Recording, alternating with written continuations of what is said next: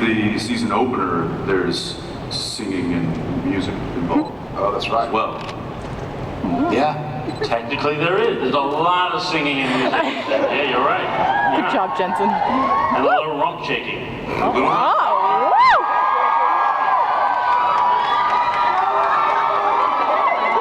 Apparently Demon Dean likes to karaoke. yeah! Or does he? I don't know. I just don't know anymore. What about the triplets? What is it? Next question. Jeremy, you mentioned 10 years, and I think most of these people out here have watched every episode at least once.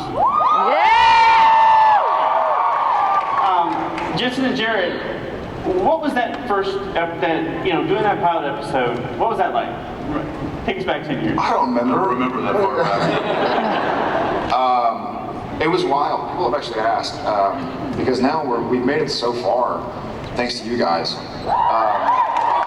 And before we kind of go into this, we wanted to kind of say thanks to you guys. I know. Hopefully you guys know how much you mean to us, but we try to make sure we tell you guys whenever we see you how truly and legitimately and literally we would not exist and be here if it weren't for you. So thank y'all very much.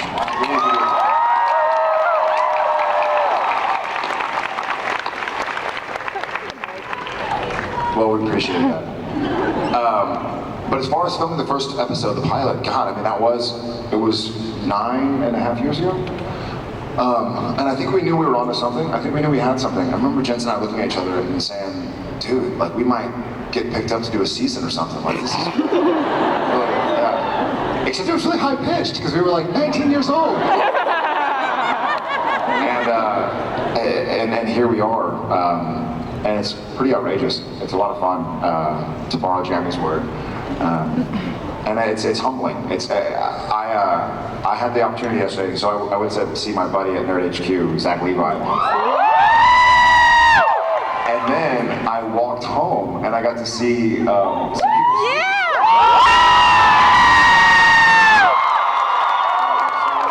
I got a selfie. And it was so cool. I got a selfie with you. Get a room, and someone looked at me like, shut up, oh my God! So it was a neat experience, and to feel, and I think out of the corner of my eye, I saw people waking up like, who the hell is, hey baby, get up. Don't touch me, get up. Don't touch me.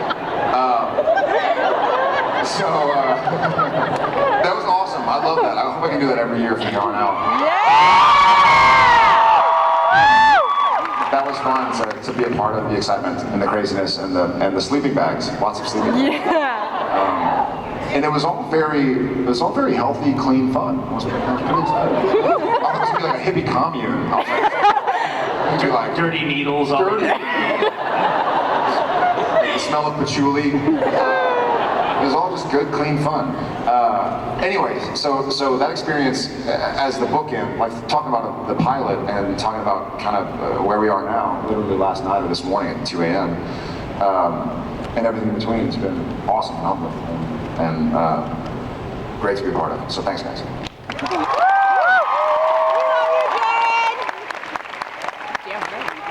I was like, Let me damn do that. right I was we just do. going to add a little something to that. It's amazing looking at the photos of you guys from season 1 because you were children. I mean, you've grown up being a show, which is amazing. Like this is literally your entire adult life. You say adult as if we're adults. I mean that in the legal sense, obviously. Emotionally, you're very Like, you guys were Boyhood before Richard Linklater did Boyhood. Yeah. Look at that. Maybe you got It's the. really been wonderful. That's been wonderful. Yeah. Thank you. And at the same time, we are getting to meet another generation of fans now who were, there are 16 and 17-year-olds who are now watching the show who were 6 and 7 and too young. By the way, if you have 6 and 7-year-olds, don't have them watch Supernatural. They're too young. But Someone's getting fired. part of something that's actually spanning generations. So. We went out to eat at this cast last night, and we had our waiter came up, big handsome dude, seemed to be after college. And he's like, hey, I gotta say, I've been watching y'all since I was a kid. He said, hey, I just gotta say, my brothers and I, we grew up watching your show. Yeah, and this is a grown man talking to us. I'm 22. I'm like, get away from me, you man-child. Do you have any idea how insulting this conversation is?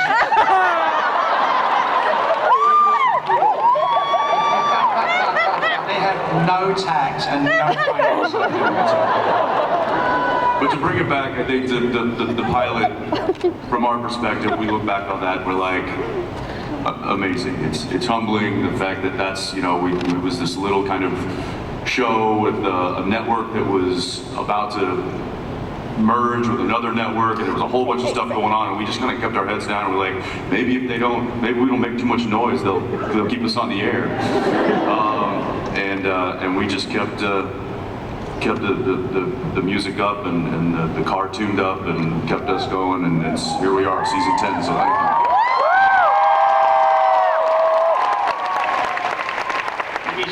Your pal William Shatner's taking the live tweet. Yeah.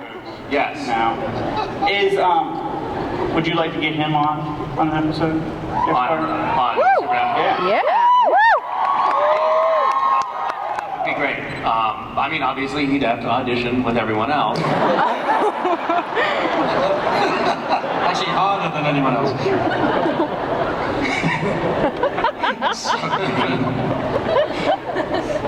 Somebody please tweet that to Bill. Mark, now that you're a series regular, we're going to see hopefully a lot more of you.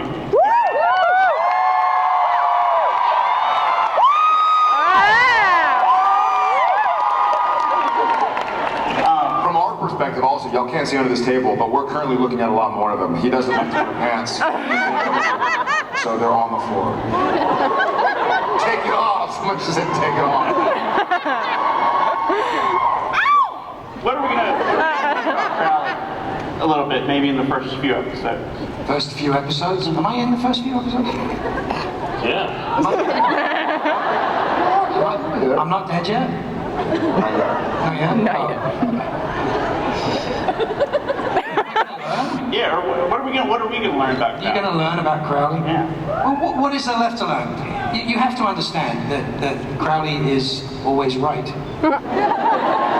The world revolves around Crowley. Most of the other worlds revolve around Crowley. It's just the way it is. We'll catch up eventually. The proverbial.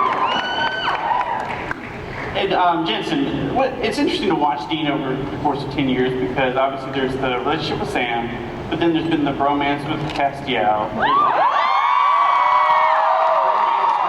With Crowley. What is it about your character or how you play that character that makes him so kind of, easily picked up by other people and just kind of making dynamic duos with other Everybody characters? wants a piece of Dean. Yeah.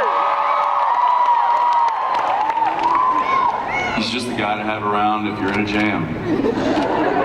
Or if you want to jam. Yeah.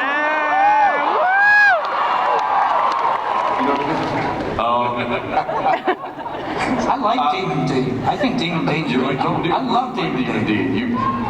It was your idea. Demon Dean's the best thing that's happened to me. Sorry. But the interesting thing with Demon Dean and Crowley is at some point Crowley's going to be like, this was a bad. And I don't know why the bromancing or even the romancing with the ladies is kind of always falls in Dean's court, but It's in my contract. but I think it's great because otherwise I'd just be working with him all day and I have an opinion actually. I think. What was that funny? Come on, no. I I think going back to your earlier question about the pilot, sort of the way the show was set up from its inception was, I mean, Sam very much wanted to be a homebody. He had a girlfriend, he wanted to go to school, he wanted to college, and Dean was the Han Solo, swashbuckling, random man, kind of all over the place. And so I think that lends itself to, like you've said, I mean, he's a traveler, he's a wanderer, and that difference between Sam at his core and Dean at his core is, I think, a lot what kind of drove Supernatural in the first couple seasons and what still kind of echoes in our current seasons. So I think that's one of the reasons why Dean seems to have more relationships outside of Sam than Sam does outside of Dean. And I think that's the nature of, he's on the road, you know? I mean, he showed up in Sam's dorm room. Sam's going, I haven't seen you in years, what in the world? But he's got his car and that's all he wants. And he meets people in towns and Sam, and that sort of juxtaposition is what put us where we are.